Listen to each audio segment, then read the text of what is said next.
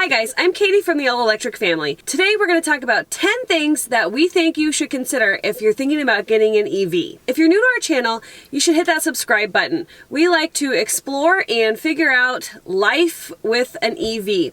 We tow our camper, we go all over the place, so hit that subscribe button to follow along with us. But let's talk about the things you should know before you get that EV. One of the things that I think Steve understood it, but I didn't understand it as well, is how much weather actually affects the range of an electric vehicle.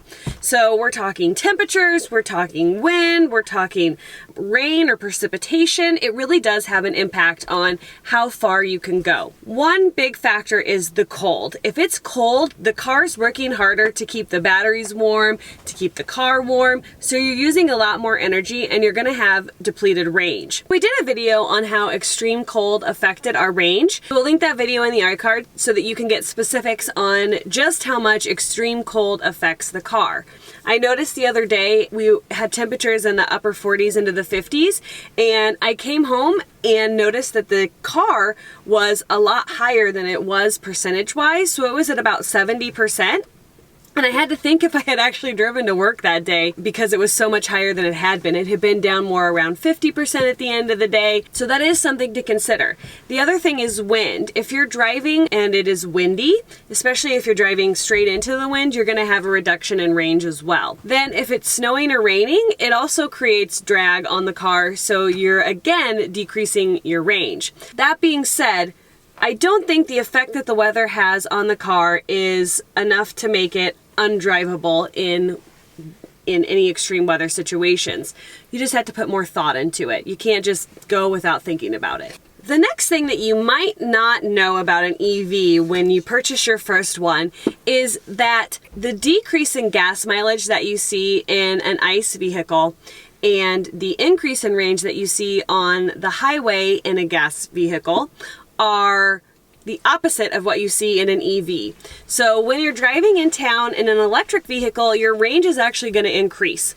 In other words, your gas mileage, so to speak, is better in town and worse on the highway. Another thing a new EV owner might not expect is just how long it takes to charge. You don't charge from 0 to 100% very often, if ever, but we did also do a video on that we'll link in the iCard. But you should expect for charging to take, depending on how much charge you need, 20 to 45 minutes. Somewhere in there is the average amount of time you're going to spend at a supercharger if you're on a trip. The nice part about when you're charging is that you naturally have a little bit longer period of time. If you do need to go into the store and get something, use a restroom, do that kind of a thing, you're not having to worry about rushing back out. And technically you shouldn't leave your vehicle when you're filling up with fuel, but with an EV, that's totally acceptable to leave your vehicle as long as you're going to be back as soon as it's done charging. But you have that extra time, so you don't have to rush quite as much.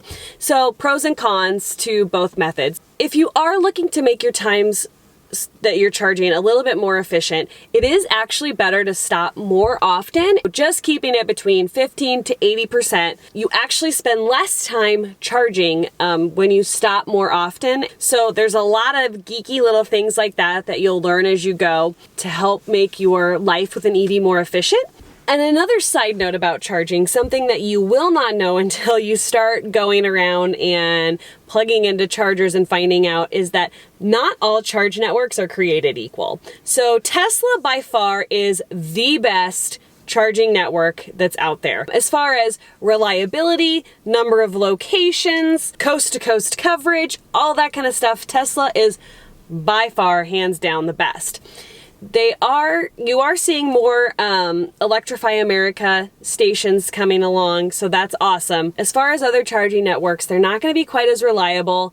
So you need to think about that when you're planning your trips. So if you're going to be going out in the middle of nowhere where there's no alternative charging areas, if your only spot is, if it's a charge point location or Electrify America, they might not be as reliable as Tesla. For us personally, if we are out on a trip and the only place to stop is a supercharger, we feel pretty confident that we're going to be able to get a charge at that location and we'll be able to go on our way.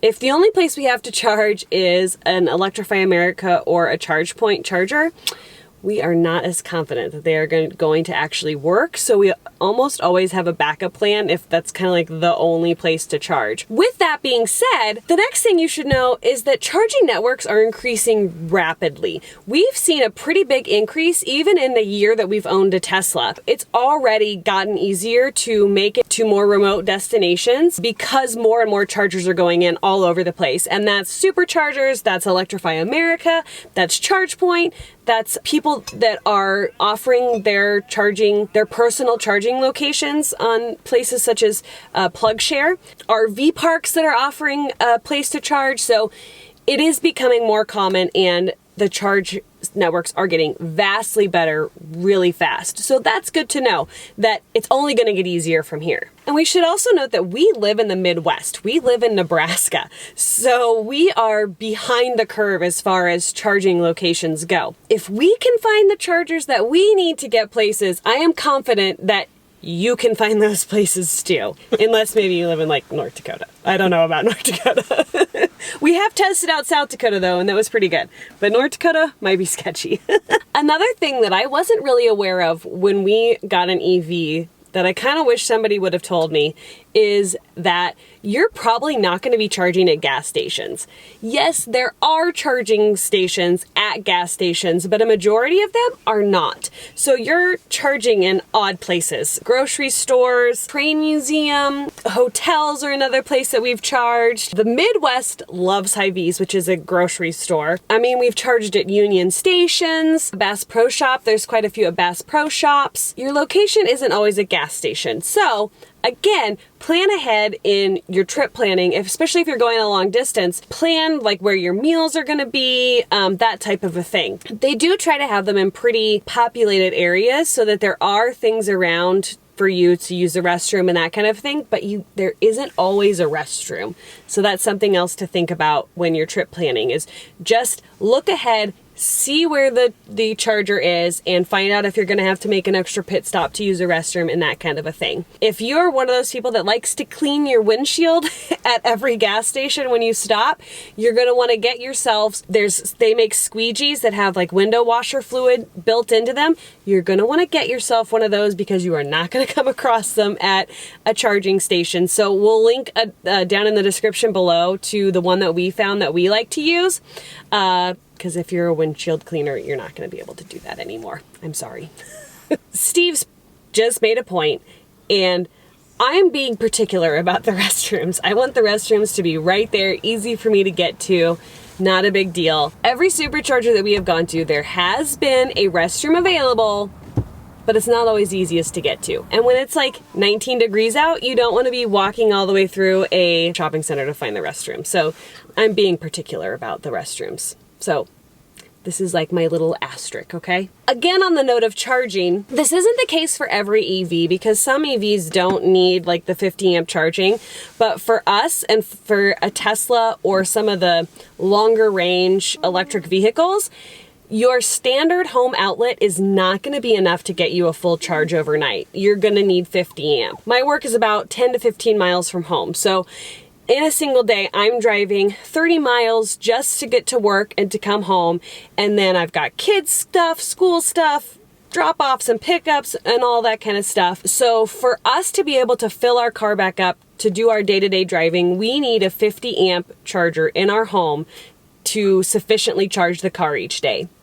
Like I said, that's not the case for every EV, but the longer range vehicles, you are going to need a special outlet installed in your home so that you can charge to keep it going from day to day. Some people won't need that. They don't drive as much, but for us, it's not sufficient to just plug into our normal wall outlet. You also might be lucky enough to live in an area where supercharging is very prevalent, so you can just run to a supercharger that's down the road and top off if you need to. But for us, it's a half-hour drive to get to the supercharger, so that doesn't work. If you're starting to research buying an EV, you've probably heard of range anxiety and know what it is. So it is the worry that you are not going to be able to make it home or to your destination because you don't have enough charge.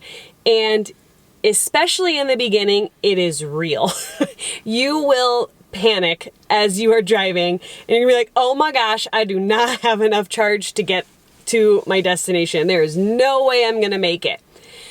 And then as you learn your vehicle and you learn how your battery monitoring system works and you learn the little tricks to increase your range anxiety is decreased greatly. That feeling, that panic that you get the first few times, especially the first few times you're going longer distances, I promise you it is not always going to be there, and you will learn that your vehicle can make it. So just hang in there for the first few weeks while you figure it all out. We have never been stranded on the side of the road, and we have gone a lot of miles in this thing in stretches where there are not superchargers every 10 miles to save us. So I promise the range anxiety will go away. Another thing to consider if you're going to buy an EV is understand that this is going to be more like a computer purchase than it's going to be like a car purchase.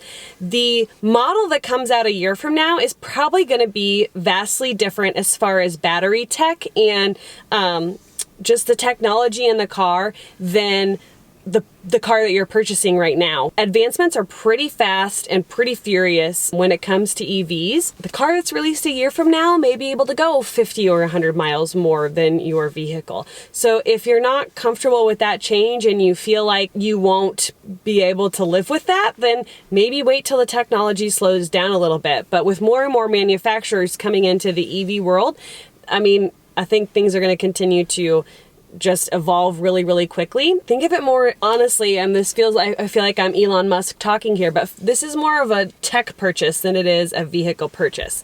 So just keep that in mind, that things are going to be advancing quickly. And it's another thing to consider is if the car doesn't quite meet the needs of what you need this year, by next year, it may have blown it out of the water and you'll be super comfortable with purchasing an EV at that point. So just something to consider if you're thinking about it. So last but not least, number 10 on the list is that you are gonna love it. Having an EV is a pretty cool experience for a lot of different reasons. The community, so when you're plugged in charging, you get to meet new people, hear their stories, find out where they're going, find out where they've been. Some people are brand new to EVs, some people have been with them since the beginning. So it's fun to talk to people at the chargers, which at the gas station, you're so quick in and out that you don't really get that connection. Nobody's talking to each other. When you're charging at a charger, we almost always talk to the other people around us, unless the weather's like terribly cold, then we don't. But for the most part, we are talking to the people around us. It's super nice to plug my car in at home in my nice warm garage and wake up in the morning, and not only is it warm and toasty because I've scheduled it to be warm and toasty, it's fully charged. I don't have to worry about getting to a gas station. Those last minute panics in the morning when you didn't go to the gas station the night before because you didn't feel like it and you don't have enough gas to get to work. That's gone because you plug in and you're just ready to go at the beginning of the day. Especially in a Tesla, the tech is just so cool and so fun to learn and watch it evolve. You know, you get updates to it just like you do your phone. And plus it's just cool. Like, people want to talk to you about it. People say, you know, oh, is that an electric vehicle? And yes, it is. So it's just fun to have an EV. I really think you're going to love it. So if you have any specific questions, drop them down in the comments below. We'd be glad to answer any questions we can. Hopefully you liked this video and you found it informative. If you did, be sure to give it a thumbs up, and we'll see you in the next video. Bye, guys.